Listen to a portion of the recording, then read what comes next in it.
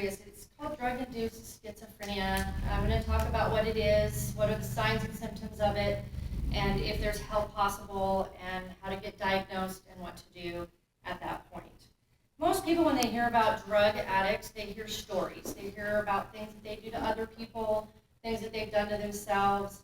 They hear the other person's point of view. But what about actually climbing into the inside of that person's mind and what might actually be happening to them? Is really actually quite an interesting phenomenon if you don't really know anything about it. I know somebody who's in a very short amount of time, used a very tremendously large amount of drugs. And what that does in your brain is it actually creates a chemical imbalance. I lived what we would consider almost like a television show. It was something you would not normally ever think would happen inside somebody's home. It was very, very real in my house, and it was very scary, and it lasted for several years. It's really not something that many people have very much experience with, and that's one of the reasons I picked this topic. It's the drugs that really create this type of disorder are really psychedelics, mainly methamphetamines, will create a psychosis. So one of the things that I really wanted to tell you before I told you a little bit more about the side effects is why do we all react so differently to drugs? There are some people that can take certain drugs and other people that that cannot. According to according to the DARA Thailand, it's alcoholrehab.com actually puts this information in there as far as the differences between environmental factors and genetic factors. Genetic factors can be anything from somebody being addicted to something specific. Alcoholism, as we've all heard, can be hereditary and go on into being passed on from generation to generation. Then there's also the way in which genetic factors that people can just basically have an addictive personality and be addicted to a lot of different types of things. Environmental issues, sometimes it's where you grow up, who you grow up with, what's happening in your home as a child.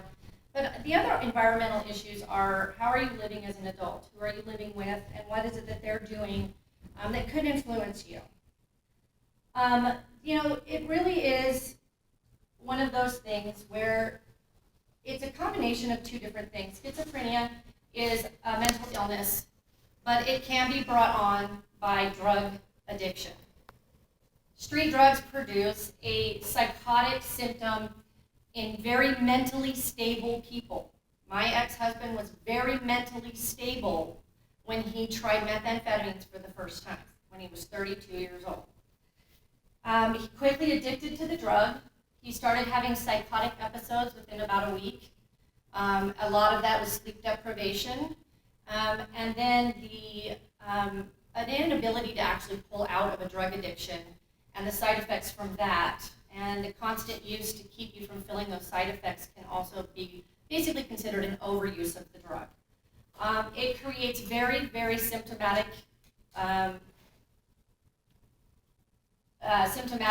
episodes that really mirror schizophrenia. Very paranoid, they're delusional, they think things that are happening that are not. They're very, very susceptible in people that already have mental illnesses. My ex-husband was bipolar as well as OCD. He had manic depression. So obviously attaching drugs to somebody of that sort is probably a recipe for disaster. It's one of those things that according to netplaces.com, not every single person is susceptible to the same type of side effect. I know several people who have used methamphetamines, and this did not happen to them. In fact, those people have lifelong addictions and used for many, many years. My ex-husband used drugs for 3 months of his life and became so psychotic that it was almost impossible to get him treatment. What actually happens to your brain is that it actually affects the dopamine levels in your brain. As you can see, in a healthy person, you can see the redness. In a drug abuser, you can see that all of that is gone. Those are the dopamine levels. The same is true for somebody with schizophrenia. It kind of affects the same part of the brain. And those are chemicals that can be altered from drug addiction or whether it be a hereditary predispositioning to have schizophrenia. There are a lot of places that you can go to do some research. My ex-husband started to do some very, very strange things. Every house I lived in was ripped apart because there were people in my walls, there were people in my cars. Every electronic was destroyed by a baseball bat. We moved so many times, it was insane. I couldn't get him to a doctor, he didn't trust them. He did trust one man, who was an elderly gentleman. He was a doctor in Tooele who actually thought that he had regular schizophrenia and did not understand that it was a result of the drugs. The schizophrenia episodes continued long after he was off the drugs. That was part of the problem of getting him help. He believed that because he was no longer on drugs, he should no longer think these things are actually happening. I became public enemy number one. Everything that I did at that time was to put him away for the rest of his life, whether it be allowing people to put things in my home. I knew, according to him, 20 different languages. I could communicate with people telepathically. I talked with my hands. All my hand signals became ways in which I was communicating with the people around me. Our life was literally a nightmare, and it was something that I never thought I would ever have to live through. The only way I was able to get through it was doing a lot of research. I didn't know what was going on, but I quickly found out between doing drug research and mental illness research, because I knew he was no longer on drugs. It was at that point that I realized that I may never get him help. Fortunate for him, this is where he ended up. So many episodes of psychotic rage that nearly cost me my life was based on a psychotic episode. He spent 4.5 years straight in prison. The prison doctors knew exactly what to do for him. But they were right. They took him off all of the drugs. They took him off all of medication. He was in a confined environment where you could hurt nobody else. And as you can see from this illustration, we start with a healthy person, which is where he was. Where he got to, 2 to 3 years later in prison, this is where he ends back up. He is now completely normal. He lost a lot of years of his life due to this particular drug. And it's one of those things where you really never know if you're predispositioned for this type of reaction. The best advice I can possibly give you is just don't do the drugs.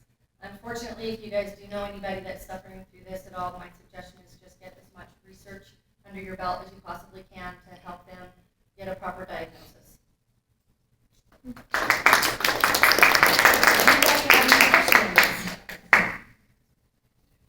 No questions?